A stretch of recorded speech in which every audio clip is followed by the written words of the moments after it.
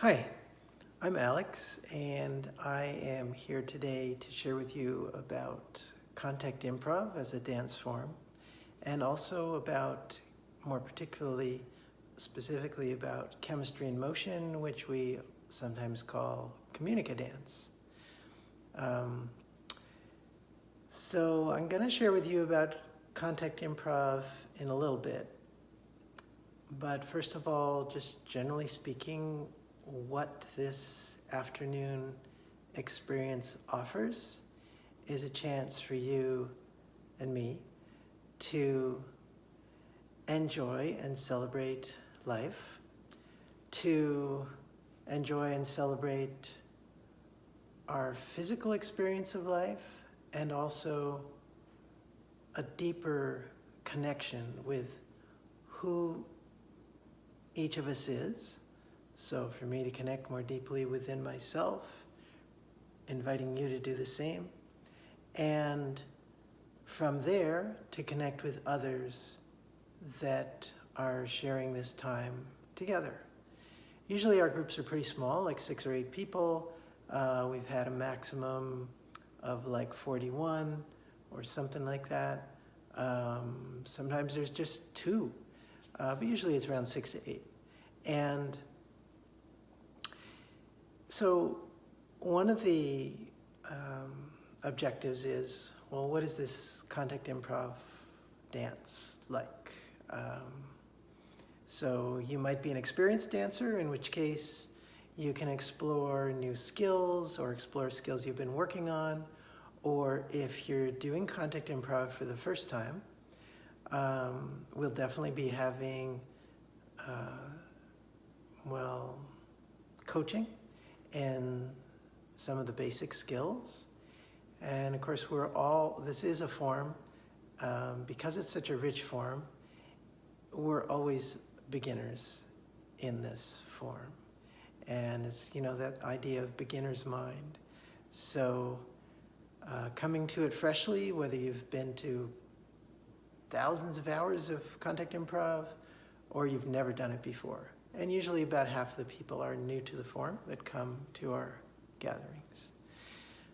There's a particular aspect to chemistry in motion, the communication element, that we approach maybe differently from a lot of other spaces for contact improv, in that there's a big focus and support for awareness within and communicating with each other.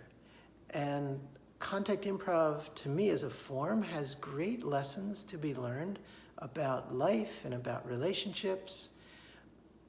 You may know that contact improv originated way back in 1972, and the person accredited with, or who's usually credited with starting the form, is Steve Paxton, and he was a high-level Aikido master, 7th Dan Aikido master. So that means he was very good in Aikido.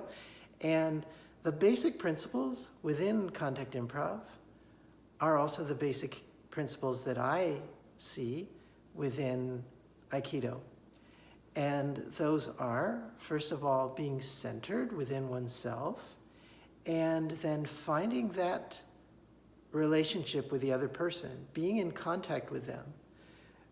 So in Aikido, as a martial art, one person is attacking the other person.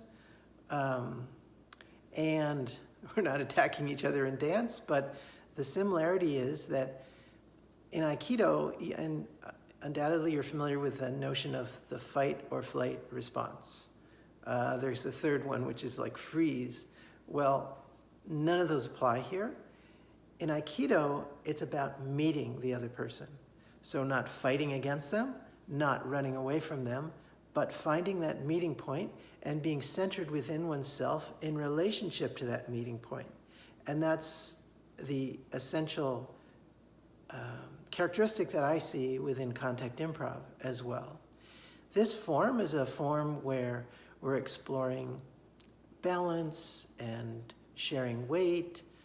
It can be rolling point of contact, as we talk about it, where you're in touch with another person, with a point on your body. And again, having that agency, having that self-directedness to be in contact in a way that is comfortable for you. Now, there's also this notion of like stretching the comfort zone. Potentially, contact improv can be a very intimate form of dance, which many dance forms can be quite intimate. And I find that kind of meditative aspect combined with so the awareness, the ability to slow down, like the speed of the dance can be very slow, it can be very fast. It all depends on what's happening, the dynamic between you and the other person or other persons, because it could be, well, sometimes we're dancing solo, sometimes with one partner, sometimes with more than one person in a trio or more. And so having that agency to create safety for yourself, and as the facilitator of this experience in Chemistry in Motion, I'm totally there to support you in that safety, but ultimately, you're taking responsibility for your own safety physically, so you're going at the pace that's right for you, and if you need to stop the action, that's totally okay. So this builds the capacity to speak one's truth and to have that throat chakra open where you can speak, either non-verbally with your body or with words, to create a dance that supports you as you want to be. And of course, listening to your partner in how they are and finding that dance that fits both. So it's a dance of mutuality rather than imposition. I want to make a quick comment also about the element of sexuality.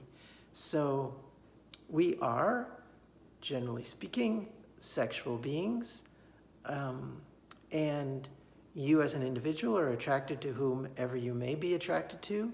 Same is true for me. And so that element of attraction within the dance, it may be, well, there are many forms of attraction.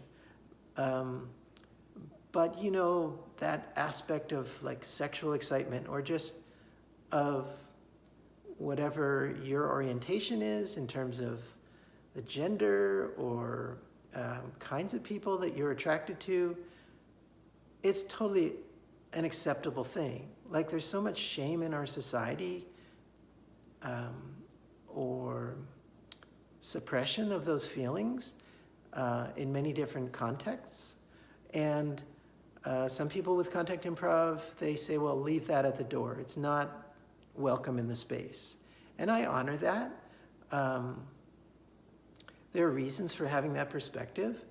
In Chemistry in Motion, it's an open environment for you to feel what you feel and to be aware of not only your feelings, but whatever is happening within the group, that how others are taking whatever the interaction is that's going on. So there's nothing that's barred from happening, but there's a sensitivity to what makes sense for you, for your partner, for the group. I mentioned about comfort. So it's great to be aware of whatever discomfort may be there. And sometimes there's a conscious choice made to expand that comfort zone, to push through the discomfort, because it's going to be an exploration that's valuable in itself, and to learn from that. So ultimately, it's all about learning together, enjoying together. Generally speaking, there's a lot that does happen in that sense of intimacy, where just in the physical contact, I mean, you experience it, I experience it in a hug, being with somebody, the opening to that other person, listening for who they are, feeling myself, feeling my response to that hug and the connection that's there, whatever it might be. And our bodies have these mechanisms. You know, one of the hormones that gets triggered with cuddling or that kind of closeness is oxytocin. And there's this whole kinesthetic experience. Contact improv can be very energetic and active and acrobatic. And so there are all these different possibilities that can happen within the dance. And you are invited to explore what your interest is. And I just love this form of dance and welcome you to see what you love about it too, and what you can learn about life, about your relationships, about your joy in embracing this gift of life and its beauty. Hope to see you there.